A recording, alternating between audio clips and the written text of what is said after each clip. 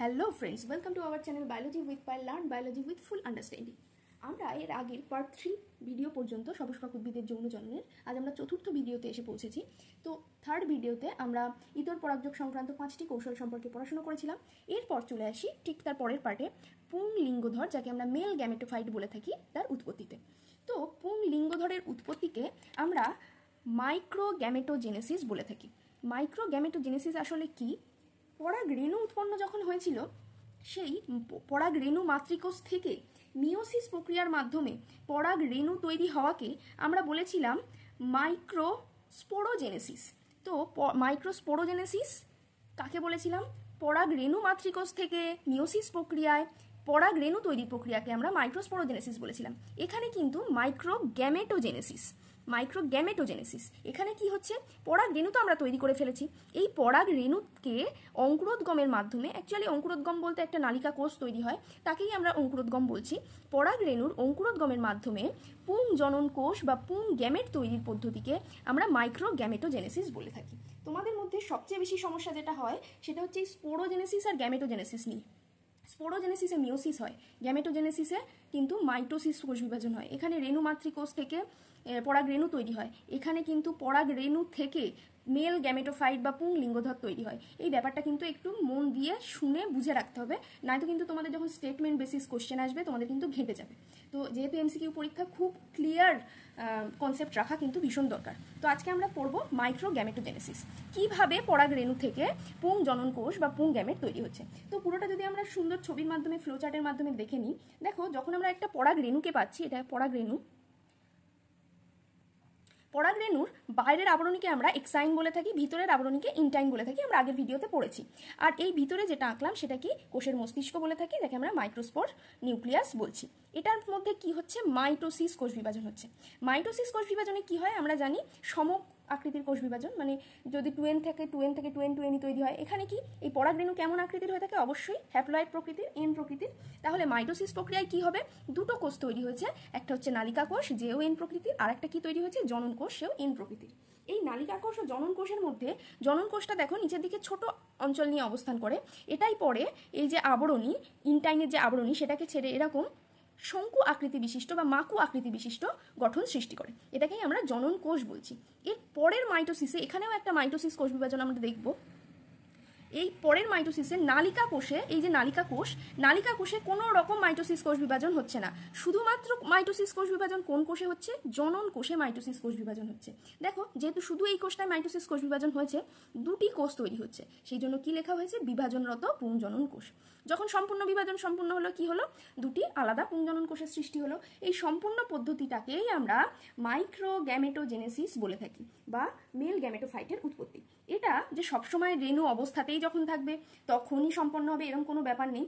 ধরো এটা একটা ফুলের গর্ভমুণ্ড, লেখা আছে গর্ভমুণ্ড, আর এটা কি? গর্ভদণ্ড। এর ওপরে রেণুটা যখন পড়লো, রেণুটা তারপরে এই পুরো প্রক্রিয়া সম্পন্ন করলো। পরাগ রেণুর বাইরের আবরণ, যাকে আমরা এক্সাইন বলে থাকি, ভিতরের আবরণ ইনটাইন। এর ভিতরে কি হয়েছে? এই মাকু আকৃতি বিশিষ্ট কোষ সৃষ্টি হয়েছে, দুটি জনন কোষ সৃষ্টি হয়েছে। এবং যে এই যে নালিকা কোষ আমরা দেখতে পাচ্ছি, এই যে নালিকা কোষ, এই নালিকা কোষটা কি হচ্ছে? নালিকা কোষটা এই যে নালী, বা আমরা যাকে ফার্স্টে অঙ্কুরোদ্গম বললাম, এই নালী তৈরিতে সাহায্য করছে। তাই জন্য দেখো এখানে লেখা রয়েছে ক্ষয়প্রাপ্ত নালিকা কোষ। আর এই যে দুটি পুং জনন কোষ তৈরি হয়েছিল, তারা কি করছে? ধীরে ধীরে নিচের দিকে কি আছে? ডিম্বাশয় আছে, ডিম্বাশয়ের দিকে এগিয়ে আসছে। এই সম্পূর্ণ গঠনকে আমরা কি বলে থাকি? ডেভেলপমেন্ট অফ মেল গ্যামেটোফাইট বা স্ত্রীলিঙ্গধর সৃষ্টি। তো স্ত্রীলিঙ্গধরের প্রথম কোষ কি? অবশ্যই স্ত্রীলিঙ্গধরের প্রথম কোষ কিন্তু পরাগ রেণু। এটাও পরীক্ষার কোশ্চেন হতে পারে। এবার এটাও পরীক্ষার খুবই ইম্পর্টেন্ট কোশ্চেন, আমরা অলরেডি বলে ফেলেছি কোন অঞ্চলটা এই নালিকাটা তৈরি করলো। এই নালিকা তৈরি করলো কে? আমরা দেখতেই পাচ্ছি বাইরের আবরণীটা এক্সাইন আর ভিতরেরটা ইনটাইন। তাই তো এরকম অঙ্কুরোদ্গম তৈরি হয়েছে। সেই কারণে পরীক্ষায় প্রশ্ন আসতে পারে, পরাগ নালী গঠন করে কে? পরাগ রেণুর ইনটাইন বা অন্তঃত্বক। হলো। এরপর আর একটা প্রশ্ন যেটা তোমাদের পরীক্ষায় অবশ্যই আসে, সেটা হচ্ছে একটি জনন কোষ থেকে যে দুটি পুংগ্যামেট উৎপন্ন হলো, এই যে একটি এরকম মাকু আকৃতি বিশিষ্ট জনন কোষ ছিল, তার থেকে দুটি মাকু আকৃতি বিশিষ্ট জনন কোষ তৈরি হলো।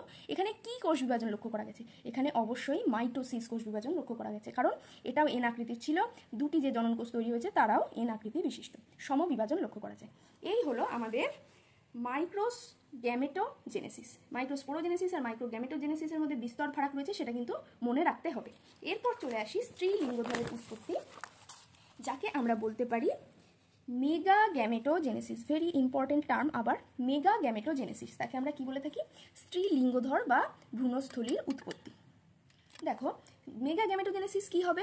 স্ত্রী রেণু, যেটা কিনা হ্যাপ্লয়েড প্রকৃতির, সেই নিউক্লিয়াস একাধিকবার বিভাজিত হবে। কি প্রক্রিয়ায়? এখানেও অবশ্যই মাইটোসিস প্রক্রিয়ায়। মিওসিস শুধুমাত্র যেখানে হয় সেটা হচ্ছে স্পোরোজেনেসিসে, মেগা স্পোরোজেনেসিসে মিওসিস হয়েছিল। গ্যামেটোজেনেসিস যখনই হবে তখন কিন্তু সেখানে মাইটোসিস কোষ বিভাজন হবে। ইম্পর্টেন্ট, তোমাদের ঘাটতে পারে।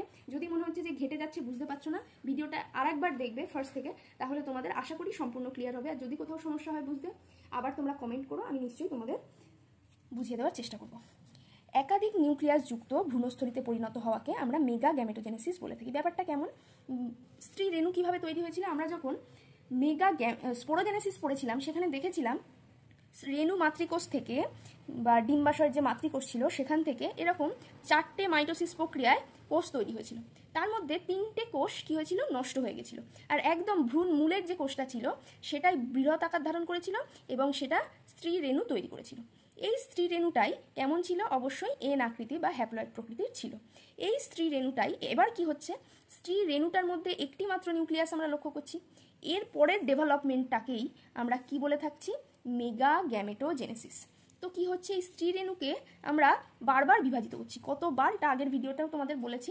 যখন একটা কোষ থাকছে, সেই একটা কোষ বিভাজিত হয়ে কি হচ্ছে? দুটো কোষ বিভাজিত হয়ে হচ্ছে 3টে কোষ, 2 থেকে হচ্ছে 4টে কোষ এবং 4টে থেকে হচ্ছে 8টা কোষ। এই যে বিভাজন প্রক্রিয়া সম্পন্ন হলো, তাহলে কতবার মিওসিস হয়েছে এখানে? 1 টাইম, 2 টাইম অ্যান্ড 3 টাইম।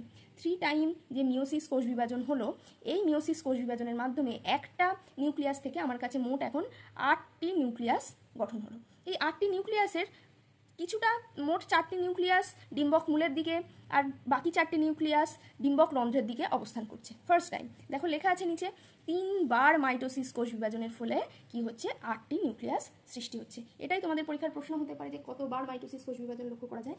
এরপর এই যে 8টি নিউক্লিয়াসের মধ্যে 4টি উপরের দিকে মানে ডিম্বক রন্ধ্রের দিকে এবং 4টি ডিম্বক মূলের দিকে অবস্থান করছে, তাদের মধ্যে 3টে একদম ডিম্বক মূলের দিকে, 3টে একদম ডিম্বক রন্ধ্রের দিকে এবং ওপর থেকে একটি নিউক্লিয়াস এবং নিচে থেকে একটি নিউক্লিয়াস মেরুবর্তী অঞ্চলে অবস্থান করছে। পরবর্তী সময় এই এন, মানে এখানে যে কটি কোষ আছে অবশ্যই যেহেতু সমবিভাজন হয়েছে সবাই কেমন হবে? এন প্রকৃতির। এই দুটো এন কি হচ্ছে? মেরুবর্তী অঞ্চলে এসে যুক্ত হয়ে যাচ্ছে, কি হচ্ছে? প্লাস হচ্ছে, হয়ে কেমন তৈরি হচ্ছে? 2N। 2Nকে আমরা বলে থাকি নির্ণীত নিউক্লিয়াস। এছাড়াও এই 3জন মিলে ওপরের 2জন কি তৈরি করছে? সহকারী কোষ।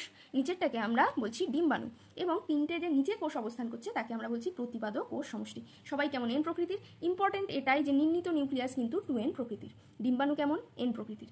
দেখো এখানে লেখা আছে 3টি ডিম্বক রন্ধ্রের দিকে, 3টি ডিম্বক মূলের দিকে এবং 2টি মেরুবর্তী নিউক্লিয়াস আমরা লক্ষ্য করতে পারি। এরপর এই যে বলতে পারি কি, এই যে সহকারী কোষ এবং ডিম্বাণু, এদের দুজনকে একসাথে আমরা গর্ভযন্ত্র বলে থাকি। পরীক্ষার জন্য ইম্পর্টেন্ট, গর্ভযন্ত্র কাকে বলা হয়? দেখো লেখা আছে সহকারী কোষ এবং ডিম্বাণুকে একত্রে গর্ভযন্ত্র বলা হয়। ইংলিশে বললে এগ অ্যাপারেটাস বলা হয়। আচ্ছা, এরপরে আরেকটা কোশ্চেন তোমাদের আসে পরীক্ষায়। পরাগযোগ বা ফার্টিলাইজেশন সম্পন্ন হওয়ার পর যখন আমরা তোমাদের ফার্টিলাইজেশন পড়াবো, ঠিক এর পরের বা তার পরের ভিডিওতেই তোমরা ফার্টিলাইজেশন দেখতে পাবে। তোমাদের সপুষ্পক উদ্ভিদে যে ফার্টিলাইজেশন লক্ষ্য করা যায় তাকে দ্বিনিষেক বলা হয় বা ডাবল ফার্টিলাইজেশন বলা হয়।